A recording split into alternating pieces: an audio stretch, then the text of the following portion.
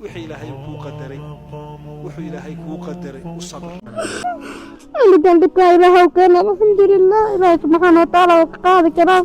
ummadda Soomaaliyeed waxa ka codsanaa meel bay joogaan in muuqaalkan ay share gareeyaan qofkan wax ay awoodin in muuqaalkan bil fog ay gaarsiiyaan qof walba dareen Soomaalinimo ku jiro dareen muslim ku jiro cunuga xanuunkiisa dhibaayo in ay share gareeyaan muuqaalkan qof walba soo gaar meel buu joogo inuu share gareeyaan bil fog gaarsiiya u baahanahay magacayga wax Cabdiqaadir Maxamed ma aad iyo aad u dhibaataysan ahay cunugana arkaysiin 2 sano iga xanuunsan yahay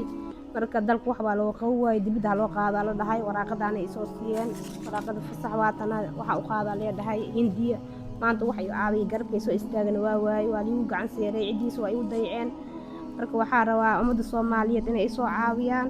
cunuga meel walba meeshii caafimaadkiisu ku jiro ila aadana rabaa ay sheegadi oo isoo garab qabtaana rabaa ilmaana haasta ilmi waa ay dayacan yihiin law cunug waxa uu soo tawalabeen law cunug inta ay joogaan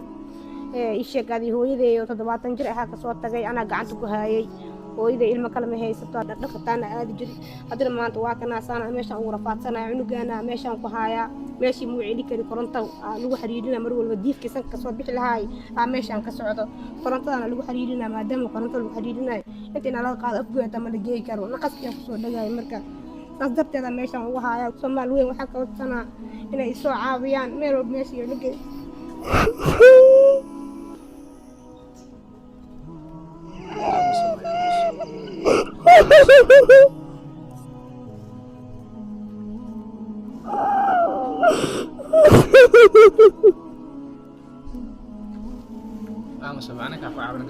Soomaali maxay tidin waxa idinka baahanayna isoo garab istaagtiin maanta waxaan awooda male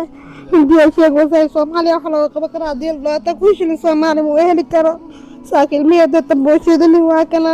si waa u bari dad bas oo kululeey meeshana baahidooda la fadhiyaan hooyaday waxay ku baris waxay intu waxay abta moogi maanta cunug yar oo kan ka yar ii heysaan insha Allah baanid kharasheed muuqaalka ummadda Soomaaliyeed la wadaagay insha Allah wixii Ilaahay subhanahu wa ta'ala ku qoran waa helaysaa insha Allah baay insha Allah asigan waxa rajaynaa caafimaad taam Ilaahay siiyo dukkan Ilaahay subhanahu wa ta'ala keena asiga baa qaadi karo baay telefoon number ma leedahay ha numberkaaga furaa 6 8 3 7 2 maxaa ku qoran Xafsa Cabdiqaadir Maxamed